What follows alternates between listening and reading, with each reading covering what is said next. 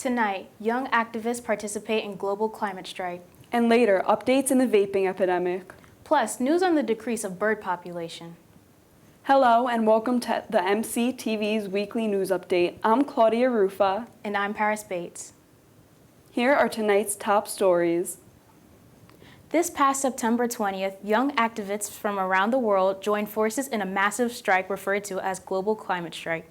Inspired and led by 16-year-old Greta Thunberg, the strike was meant as a protest to the UN, which prepared for its Climate Action Summit on Monday, September 23rd.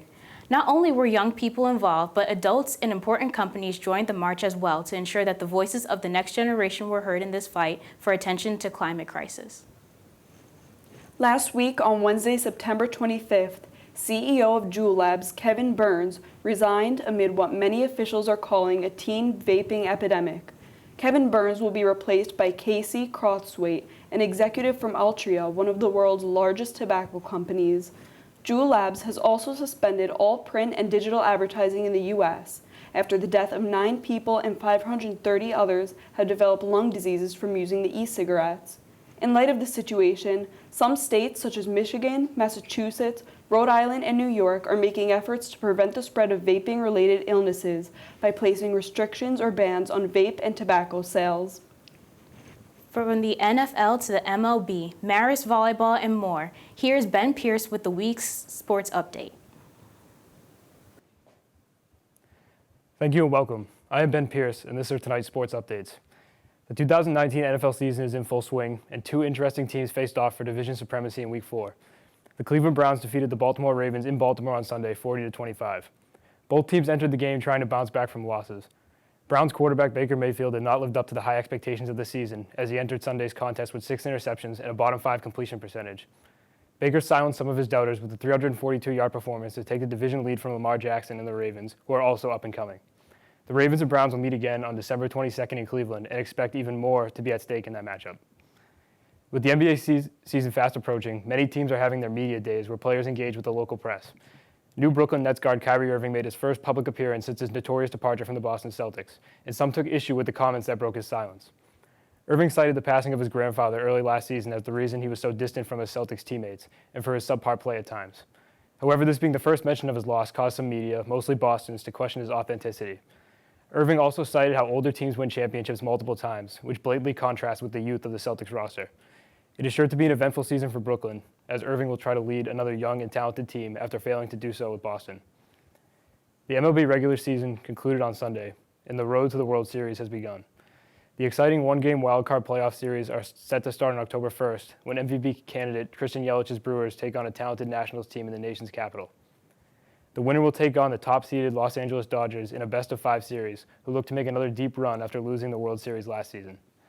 The AL wildcard matchup is between the scrappy Tampa Bay Rays and the Oakland Athletics on October 2nd. And waiting for the victor of the game is the perennial contender Houston Astros, who barely managed to claim the top AL seed from the New York Yankees. After the 162-game grind, the best part of baseball has arrived, with many great storylines sure to follow. Marist football has dropped 2 out of 3 games in their first homestand to fall to 1-3 on the season. The Red Foxes' most recent loss came this past Saturday against Drake when they fell 41-17. Drake jumped out to an early lead as they scored 14 first-quarter points and led 27-3 by halftime. Marist played more competitively in the second half as they traded a touchdown with Drake in each of the last 2 quarters, but it was too late. Marist starting quarterback Austin Day saw his first action since suffering a head injury versus Stetson in the home opener on September 14th. He passed for 221 yards, a touchdown, and an interception. These are decent numbers for Day considering the time he has missed. The team will only look to improve as Marist travels to Southern California to take on the University of San Diego this Saturday. Marist women's volleyball improved to a 4-8 record with a comeback victory over rival St. Peter's this past Saturday. The bulk of the comeback came during the 5th set when senior outside hitter Megan Fergus went on 2 personal dominant runs, racking up 8 kills. During that process, she became 10th all-time on the kills list for Marist. This set proved crucial, as Marist had been completely unable to sway the match in their favor up until Fergus's clutch plays. The Red Foxes take on Army on October 1st in West Point. That concludes tonight's sports update. I am Ben Pierce. Thank you. A recent study has shown a rapid decline in birds flying through the sky. Scientists at the Cornell Laboratory of Ornithology have estimated that North America has lost about 3 billion birds since 1970. To put it into perspective, more than 1 in 4 birds have disappeared in the last 50 years. The most likely cause of this is the increase in infrastructure. More birds fly into buildings and power lines, and with the cutting of trees, there have been a decrease in habitat for birds. The decrease has caused disturbance to our ecosystems, since birds eat insects and disperse seeds. Ways that you can help save birds by keeping cats indoors and putting screens on windows to decrease the reflection. The next time a bird poops on you, it really is good luck.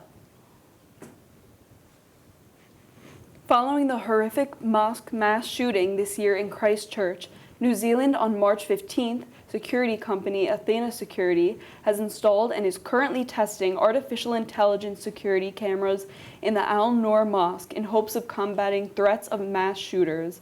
The cameras are programmed to recognize any firearm and immediately alert the authorities and the persons inside the building. While the system is still in the early stages of development, many firms continue to invest millions into intelligent security to prevent the rate of mass shootings from increasing. For the latest news on our international and local weather, here is Caroline Fisk with the Highs and Lows report. Thank you. Hello, everyone, and welcome to this week's Highs and Lows report. I'm Caroline Fisk. This past weekend, we have been experiencing some more summer-like temperatures. This past Saturday was sunny with a high of 80 degrees, while this past Sunday was also sunny with a high of 71 degrees. This week, we should be getting back to fall-like temperatures with mostly cloudy throughout the week and a high of 60 degrees. Before we take a closer look at the forecast, here are some photos, starting off with a satellite image of Hurricane Lorenzo. This wild tropical storm has become a Category 5 hurricane as of Saturday night, reaching the strongest record in the Atlantic Ocean.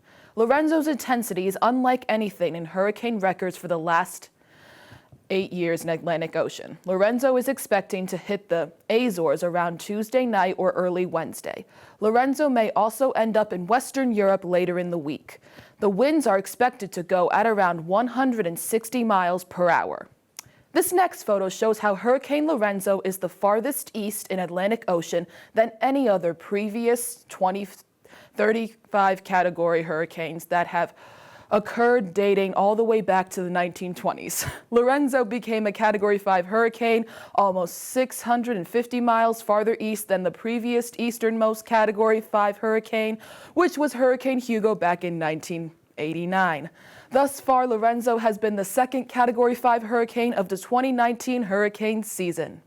Now focusing on the weather in our neck of the woods, for today's weather, we have reached a high of 70 degrees and a low of 56 degrees. Today's sunrise was at 6:51 a.m. and sunset was at 6:39 p.m. Tonight, we are looking at mostly cloudy skies with a low of 56 degrees and a 20% chance of precipitation with winds south at 4 miles per hour.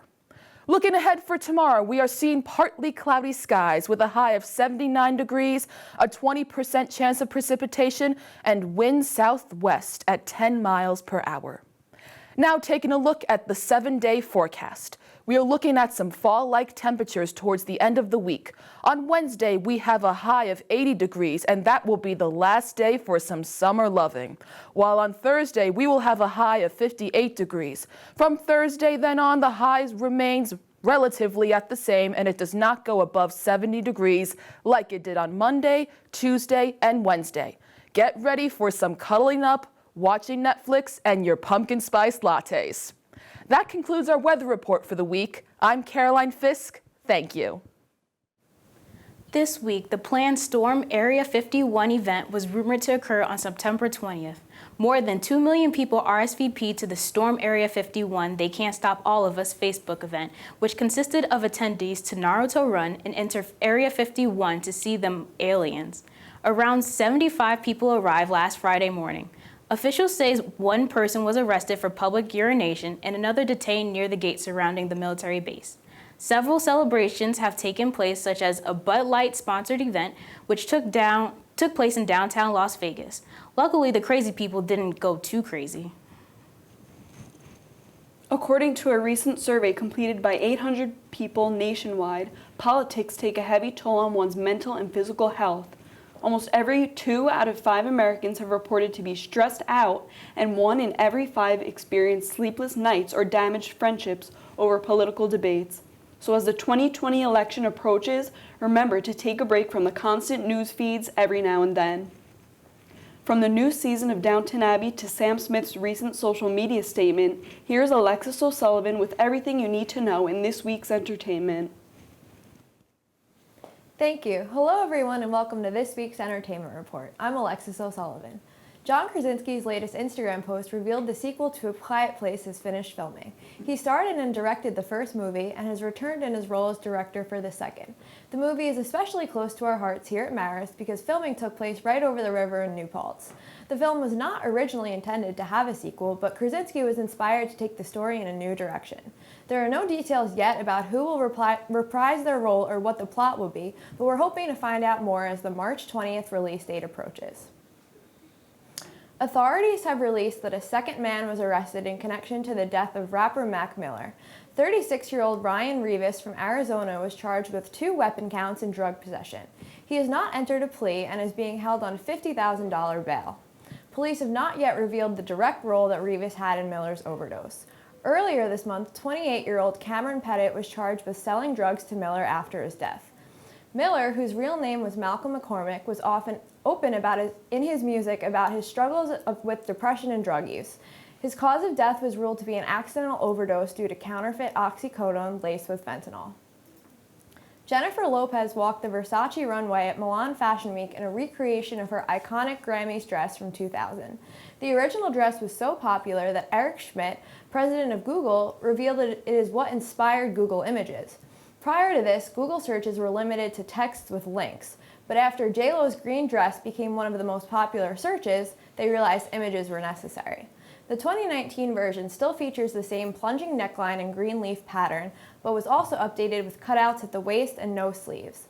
The singer was joined by Donatella Versace, and the 2 icons were given a standing ovation.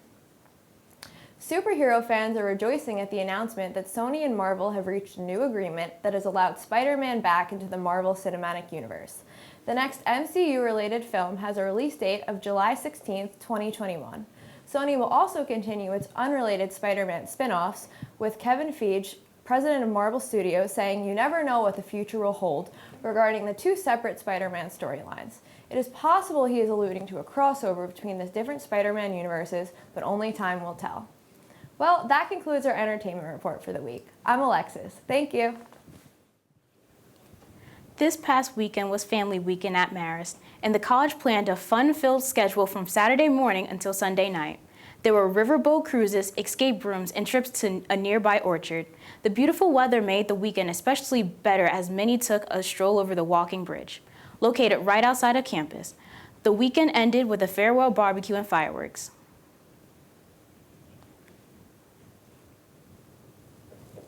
Well, that's all that we have for you this week. I'm Paris Bates. And I'm Claudia. And I'm Claudia Rufa. Thanks for watching and have a good night.